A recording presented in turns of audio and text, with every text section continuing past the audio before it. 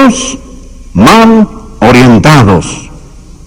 El extremismo profano que niega la gracia. La semana pasada hablamos del perfeccionismo, hoy del extremismo. Es un verdadero asesino de la gracia. Muy bien, busque por favor Tito capítulo 2, versículo 14. La Biblia dice aquí que Jesús, quien se dio a sí mismo por nosotros para redimirnos de toda iniquidad y purificar para sí un pueblo propio, celoso de buenas obras. Celoso de buenas obras.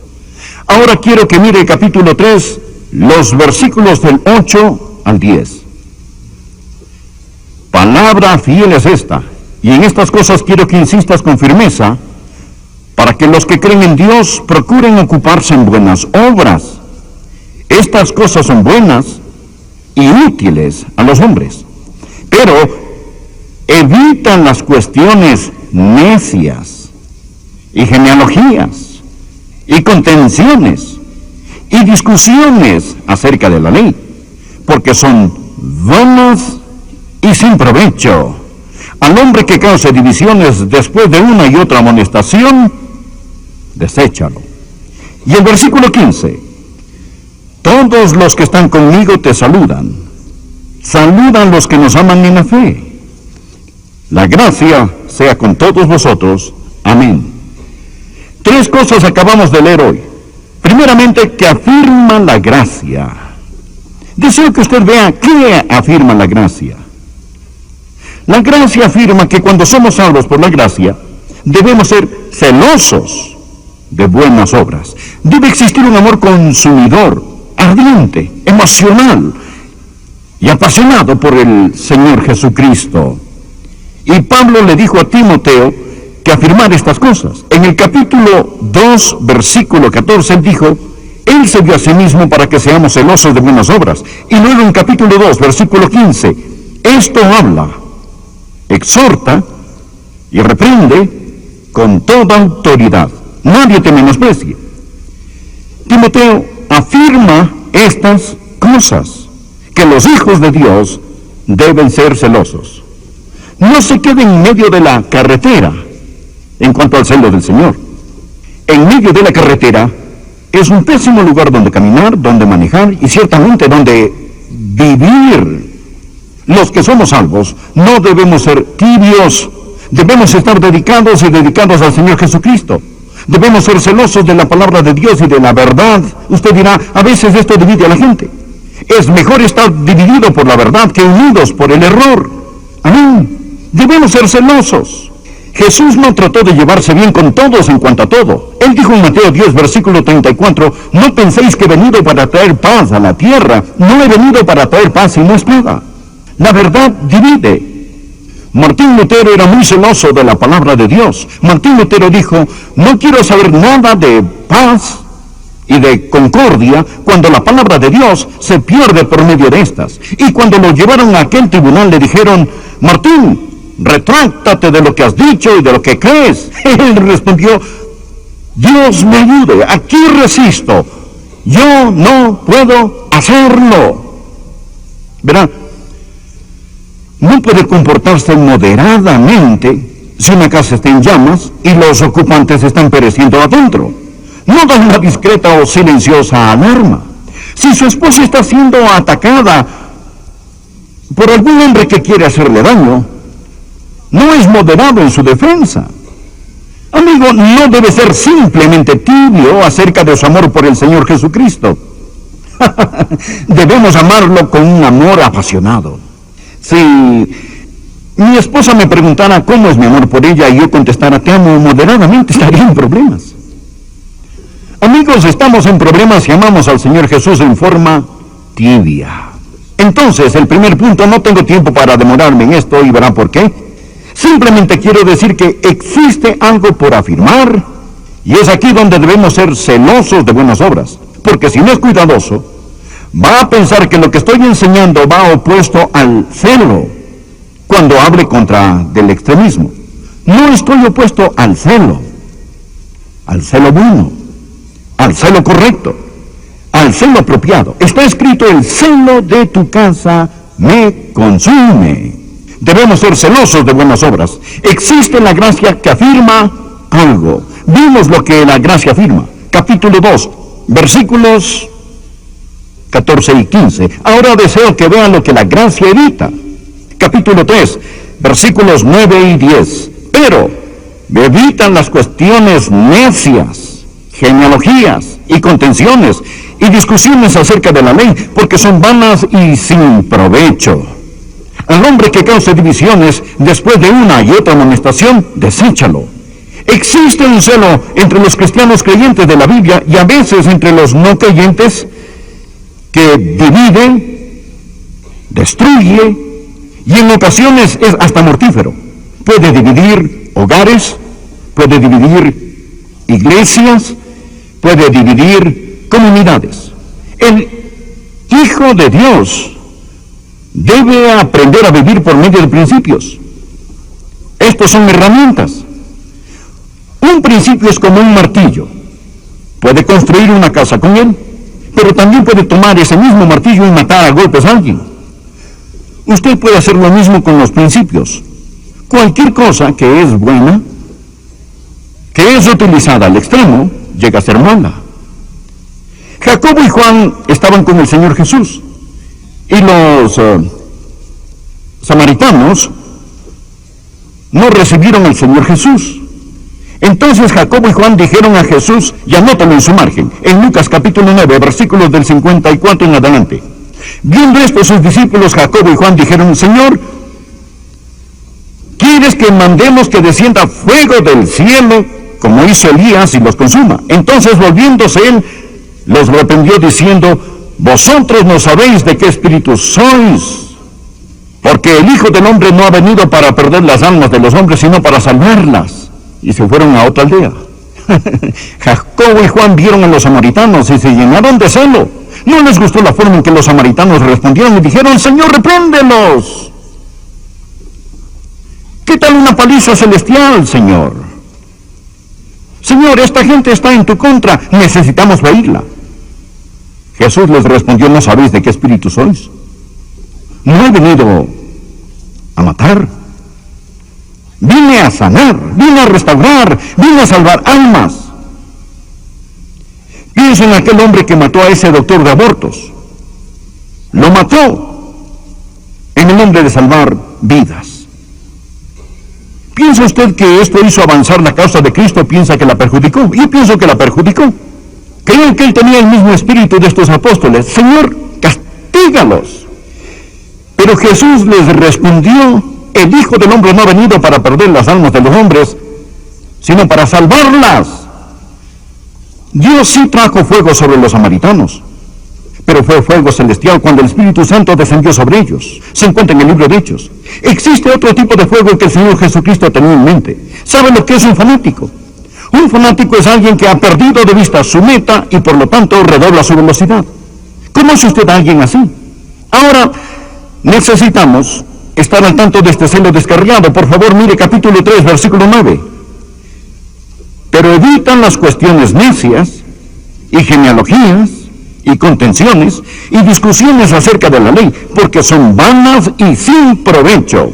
Al hombre que cause divisiones después de una y otra amonestación, deséchalo. En mi ministerio he conocido gente que es tan celosa y tan argumentativa acerca de la diferencia entre esto y aquello, que ellos pueden tomar un pelo teológico y partirlo en 9 partes iguales, pero nunca lleguen a ser más como el Señor Jesucristo.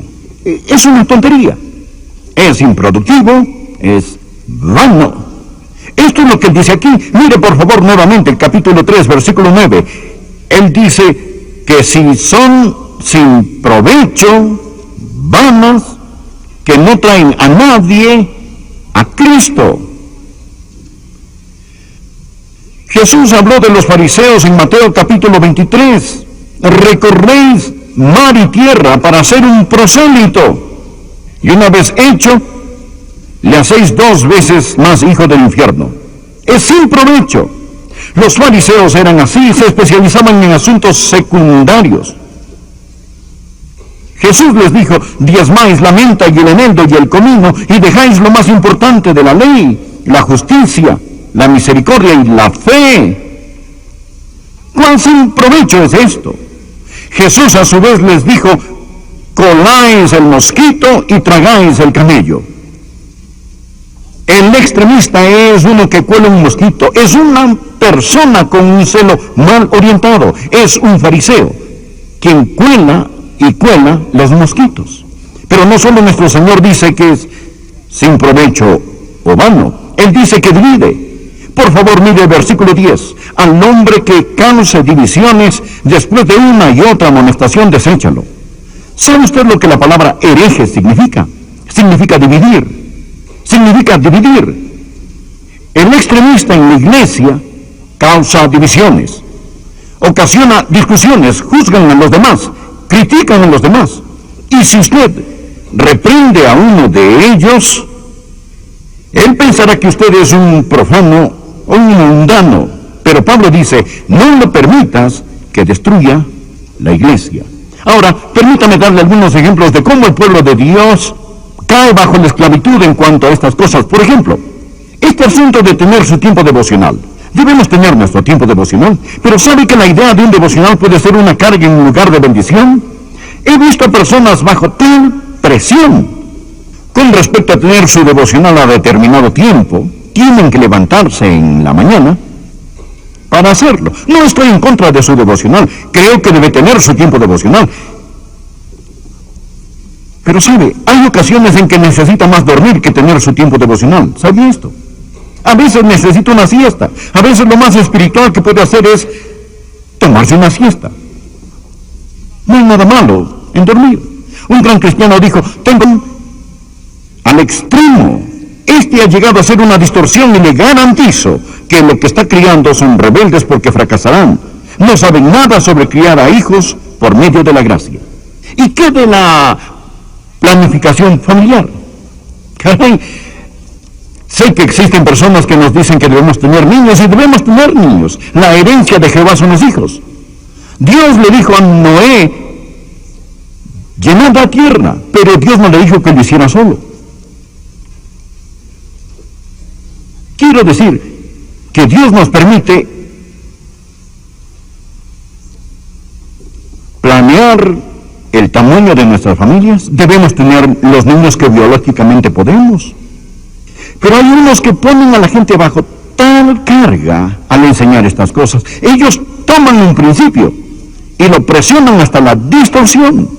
Este asunto de la música en la iglesia, por ejemplo, iglesia y música, debería ser un pastor y oír lo que la gente piensa sobre la música en la iglesia. No importa lo que hagamos, recibimos algunas cartas. Si cantamos la música cristiana tradicional del sur, habrá gente que nunca viene a la iglesia, que vendrá especialmente a escucharla. Vienen a escuchar la música tradicional del sur y pasan un rato agradable. Pero le garantizo que habrán personas que dirán: pienso que esa música es inadecuada para el consumo humano. Y si el coro canta algunos gloriosos y hermosos himnos, alguien dirá: oh, estoy cansado de esa música aristocrática. ¿Por qué no bajan ustedes aquí donde la gente vive y ama al Señor Jesús? Por ello, yo he aprendido que nunca van a poder complacer a todos, no importa quién sea usted.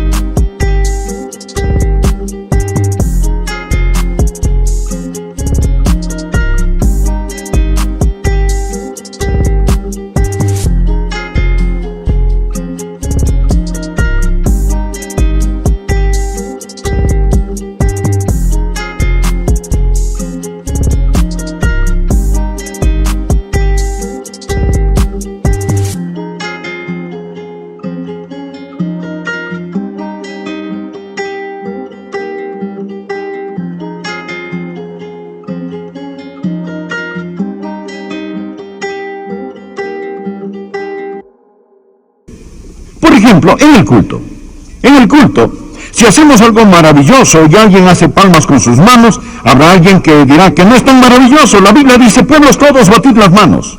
Otro dirá, miren, estamos ya como Hollywood. Todo esto es puro entretenimiento. Aplaudiendo en la casa de Dios. ¿Quién ha visto tal cosa? A veces, si usted levanta sus manos y dice, gracias, Señor, alguien dirá, oh, se le está pasando la mano al levantar la mano. Es la gracia. Otro asunto es el del servicio al Señor. Debe servir al Señor. Pero ¿sabía usted que puede llegar a agotarse al extremo a sí mismo sirviendo al Señor?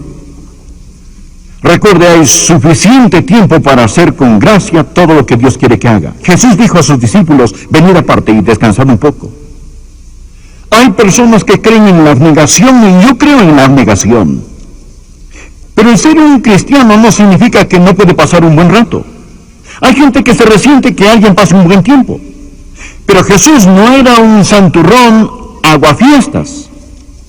Jesús fue a bodas, a banquetes, a fiestas. Los niños pequeñitos lo amaban. La Biblia dice que Dios nos da todas las cosas en abundancia para que las disfrutemos. ¿Qué afirma la gracia? Que debemos ser celosos de buenas obras. ¿Qué evita la gracia? El extremismo. Mírelo nuevamente. Pero evitan las cuestiones necias y genealogías y contenciones y discusiones acerca de la ley, porque son vanas y sin provecho. ¿Qué alcanza la gracia? Ve el versículo 15. Todos los que están conmigo te saludan. Saludan los que nos aman en la fe.